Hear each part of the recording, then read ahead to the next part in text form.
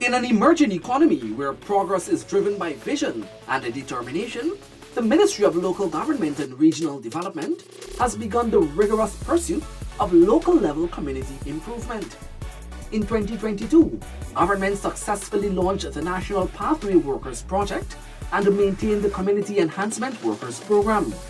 The former, also called the Part-Time Job Initiative, saw over 12,000 persons employed for 10 days per month in various government ministries, agencies, and the local democratic organs, and earning $40,000 each. For the people that don't have any work, it's going to be so good for them. At least from there, they could motivate themselves in doing other stuff. They can further their studies in doing whatever job they get, or when they call in, whatever job they get to apply to. So it'd be good for majority of people, I think, as they have a lot of mothers that be at home all the time and doing anything. So they come out here and get something going on. In my community where I live, they last give without jobs, man, and they say it's good for people, man, because for me, then I live in Kukwani around 10, 15, 20 years now. I live in Kukwani here. I apply for jobs all over the place, I ain't getting nothing. Application forestry, everywhere in Kukwani I send application for and I get it through nothing. So I just come to take the opportunity for this now, see how far I can get in this thing. So I would like to say thanks to the President for providing so many job opportunities for young women, females, males.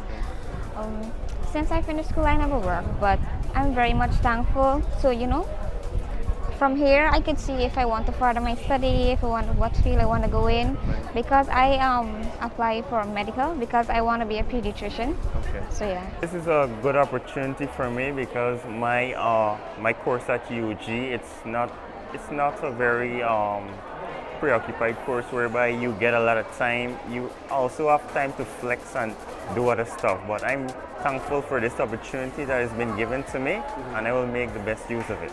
Under the Community Enhancement Workers Program, persons earn $35,000.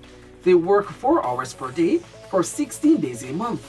Through the program, thousands were employed to ensure the sanitary and environmental conditions of communities are maintained and the infrastructure improved. These ventures, along with the Sustainable Livelihood Development Program and the Community Infrastructure and Improvement Project, received a budgetary allocation of $13.5 billion for their continuation in 2023. Additionally, $263.2 million was set aside in this year's national budget for the restoration of the historic City Hall. City Hall was completed in June 1889. The wooden colonial structure faced extreme deterioration, and in September 2021, Government inked a contract with construction company Fides Guyana Incorporated to begin the restoration of the scenic structure. An initial investment of $780 million got the project off the ground, but as a number of structural issues were uncovered by the contractors, budgetary allocations of $666.8 million in 2022 and $263 million in 2023 were expended towards the successful completion of the project. Once completed, City Hall will become a modern tourism site. Also, the Local Government and Regional Development Ministry spearheaded several community-level and national cleanup exercises aimed at beautifying the country and improving environmental and sanitary conditions. The initiative is a brainchild of His Excellency Dr. Mohammed Irfan Ali, who has continuously voiced the desire to see Guyana become a country that is sightly and clean.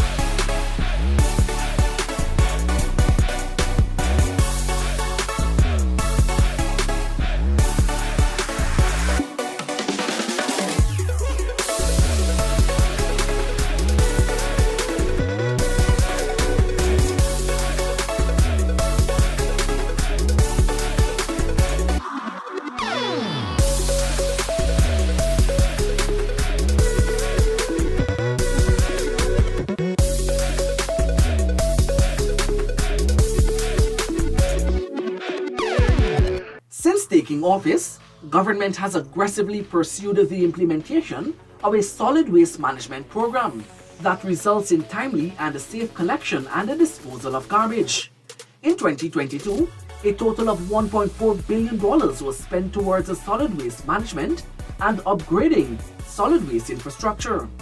In this year's budget, $1.9 billion was allocated towards a number of cleanup and maintenance programs, as well as the operation and upgrade of multiple landfill sites across the country, including at Kildanan, Bon Success, Caracara, Charity, and Lima, among others.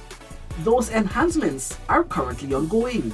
Additionally, some 120 tractors and trailers worth $696 million were procured to assist with waste disposal and agricultural activity in local democratic organs. They benefited the neighborhood democratic councils in regions 2, 3, 4, 5, 6, and 10, as well as the regional democratic councils across the administrative regions. In December, amendments to the National Registration Act and the Representation of the People Act were passed in the National Assembly as part of Guyana's national electoral reform process. The National Registration Act was strengthened and clarified the concept of continuous registration. It makes provisions for fixed periods for voter registration, regular removal of deceased persons from the official list of electors, and cyclic issuance of national identification cards, among others. Stricter penalties have also been imposed for breaches in provisions of the Act. Meanwhile, the Representation of the People Act, or ROPA, enhances, modernizes, and reforms the democratic quality and architecture of Guyana. It makes the electoral machinery, the registration process, and the compilation of the list of electors more transparent, more accountable, and more effective. As government approaches the anniversary of its third year in office, the Ministry of Local Government and Regional Development continues to provide a better quality of life at the grassroots level.